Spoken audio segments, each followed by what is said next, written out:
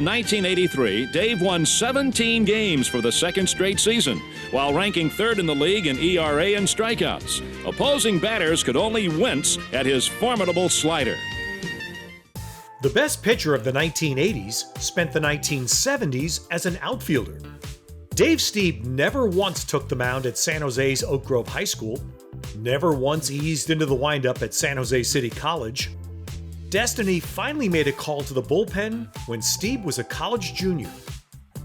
He wasn't a pitcher, he was an outfielder. He had been pitching for Southern Illinois, and he came in and relieved in the ninth inning and struck out the side. And people from the Blue Jays were there scouting other people, and they said, we got to sign him as a pitcher. The Blue Jays drafted Stieb in the 5th round in 1978. By 1979, he was in the majors. By 1980, he was an all-star. He was the type of pitcher that would go to the mound on every given day with a chance to do something dramatic. Dave Stieb blossomed into the greatest pitcher in Toronto history. Over the course of his career, he took the team from struggling franchise to World Series champs. He was the face of the Blue Jays. I mean, anywhere you went in Toronto, he was big. A pitching coach showed him the slider grip in practice. It's safe to say he got the hang of it.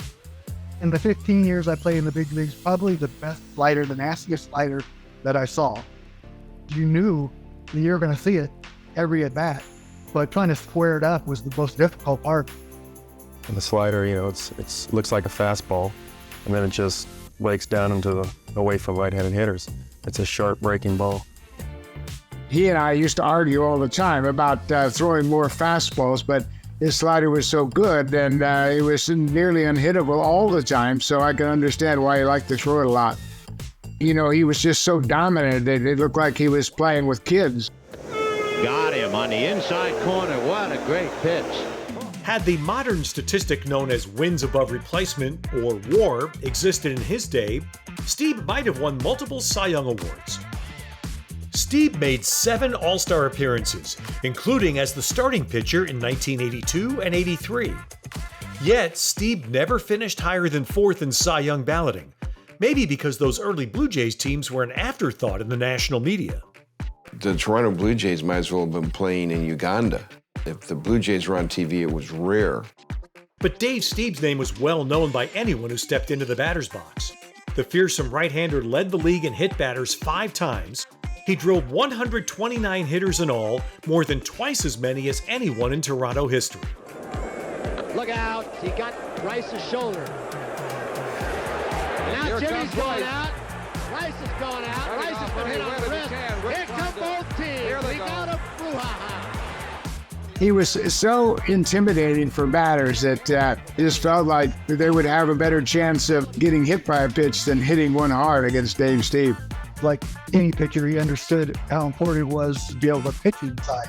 And if they hit guys, so be it. But you have to establish that and be able to do that to be successful in the big leagues, and that's what Dave did.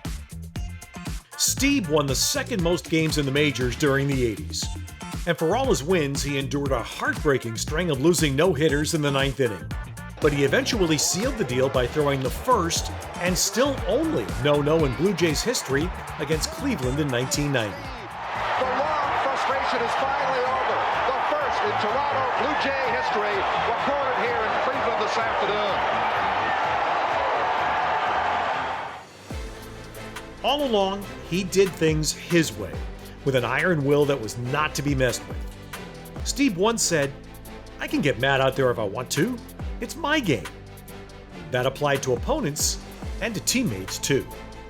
There were times when he'd throw his hands up in the air when a player wasn't made and players would get upset. Oftentimes, a coach would have to come in between them, and he was just one of those firing guys that loved to compete. Well, he had a lot of confidence. You could see that from his mannerisms on the mound. You could see it in his reactions after he gave up a hit, or if somebody didn't make a play that he felt that needed to be made. He didn't hide that. That was just his competitiveness coming out. And again, that's what made him so successful. Having a good arsenal of pitches and being that competitive made him a great pitcher. Injuries hastened to the end of Stieb's career, but he was part of the 1992 Blue Jays team that made history by winning it all. I think his presence was kind of a link between the early success of the Blue Jays and that modern club in 92 and 93. And I think everybody was happy that Dave Stieb was a part of that, where he could enjoy the success of the first World Series championship. Fly ball, left center field. This should do it. Shannon Stewart will put it away, and Dave Stieb, at 41 years of age, works a scoreless ninth inning in his comeback appearance for the first time in almost 6 years. Stieb's unusual path had one last twist. Years after throwing his last big league pitch, Dave was coaching for the Blue Jays at spring training.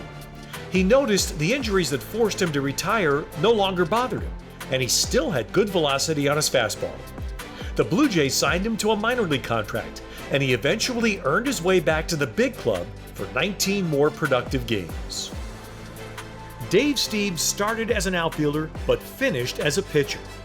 Now he has a permanent position, a plaque that will hang forever in the halls of the San Jose Sports Hall of Fame.